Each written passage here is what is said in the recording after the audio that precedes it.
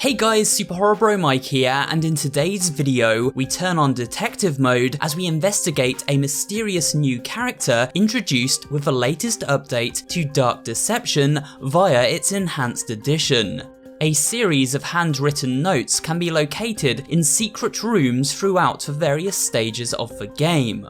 Each message expands the lore of the Dark Deception universe and is signed with the initial E. So, who is this mysterious writer, and what is their importance in the story going forward? In this video, I offer a potential candidate for the author of these messages, break down each note individually, and give my thoughts on the greater narrative implications in chapters to come. Dark Deception is an episodic horror game, and at the time of recording this video, there are currently just 3 of the 5 planned chapters released, so my findings will be based solely on the content found within the 5 levels currently available. With that in mind, sit back, relax, and let's get digging. The burning question on everyone's mind right now must surely be, who is E? There are 2 potential candidates for this character, though one is more probable than the other. The first candidate can be found when looking way back to the original concept for Dark Deception, which launched as a demo back in 2014. In this early version of the game, the central protagonist was not disgraced lawyer Doug Hauser, but rather a corrupt cop by the name of Detective Evans. Now, this character was recently brought back into the DD universe with the advent of multiplayer spin-off Monsters and Mortals, where he appeared as a selectable player on the Mortals side. The main reason to circle back to this character and connect them to E isn't because of their surname Evans, but rather a new secret included in the update for Dark Deception Enhanced. This secret comes in the form of text located here in the monkey business stage. It reads, "Evans was here." Upon interacting with this text, the music switches back to the original rendition found in the 2014 release. Check it out.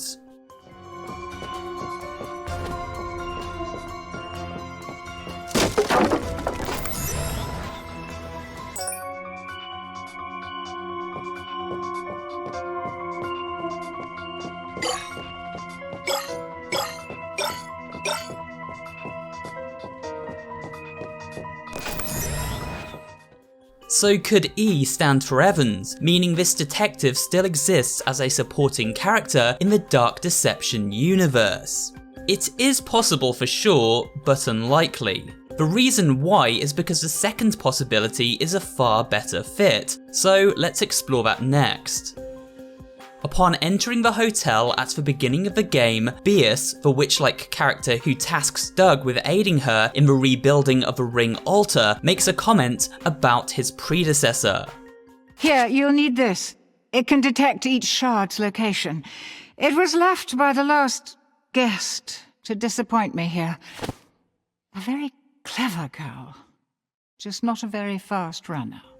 Beus refers to the last guest as a very clever girl, who left the tablet we used to navigate these wretched mazes behind, as she was not a very fast runner. Now, this implies that the girl in question was killed by the monkeys inhabiting the hotel, leaving Beus to find a new apprentice to do her bidding, who she found with our character Doug Hauser.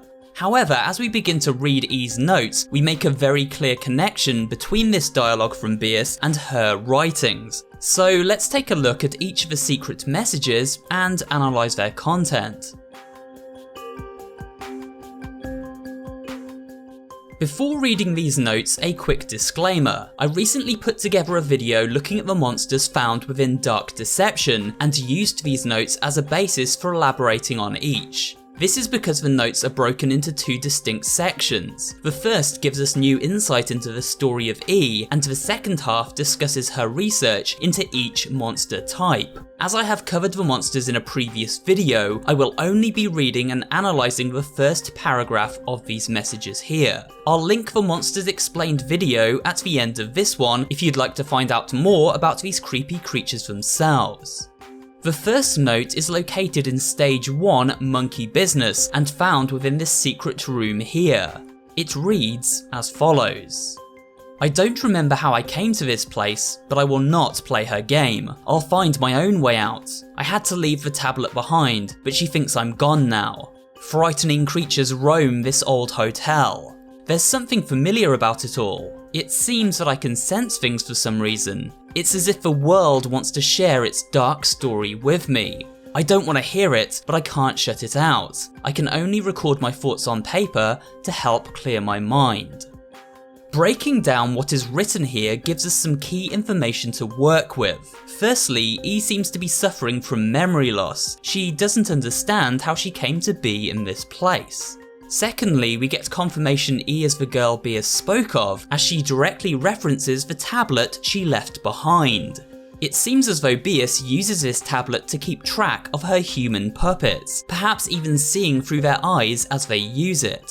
Oh, and Beers, I know you're there, peering through your little puppet.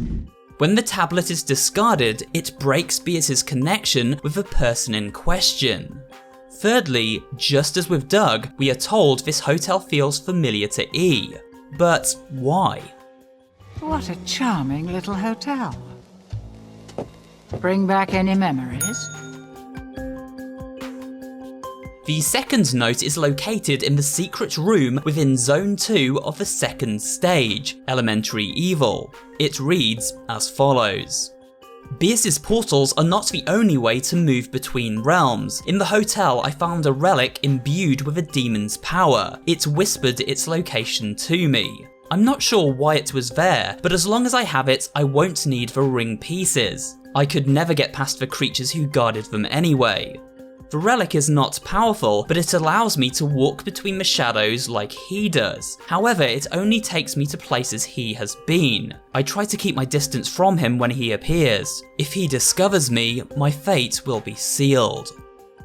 The second message tells us Beers' portals aren't the only way to move between realms. Via this demonic relic, E is able to slip through the shadows just like Malak. This is because the relic is tied to demonic power. However, while it allows E to freely move between worlds, she can only travel in Malak's footsteps, meaning escape back to the human realm is highly unlikely.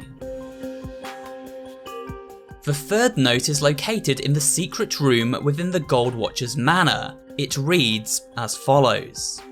I escaped from Agatha, but not unscathed. She was able to deeply wound my left shoulder before I escaped. I almost passed out from the pain. I can still hear her shrill laughter. Thank goodness I had this relic, or I'd already be dead. Mysteriously, my wound healed itself after I left the realm. The rules of this place continue to confuse me. It's nothing like the real world, and it's always changing, almost as if it's controlled by someone. Maybe it's that demon.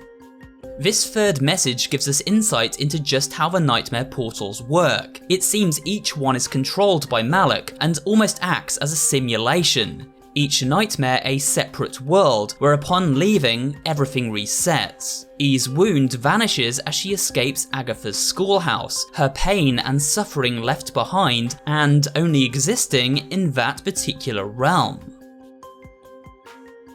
The fourth note can be found in the secret Dancing Ducky tunnel within the Stranger Sewers stage. It reads as follows. I managed to escape the dollhouse. I'm not sure how much more of this I can take. The longer I follow the demon's path, the more nightmarish it becomes. Even with this relic, I doubt I will last much longer. I can only hope that the way out lies somewhere within these sewers. It is quiet here, too quiet. Everything seems worthless and forgotten. The sewer is full of rotten filth.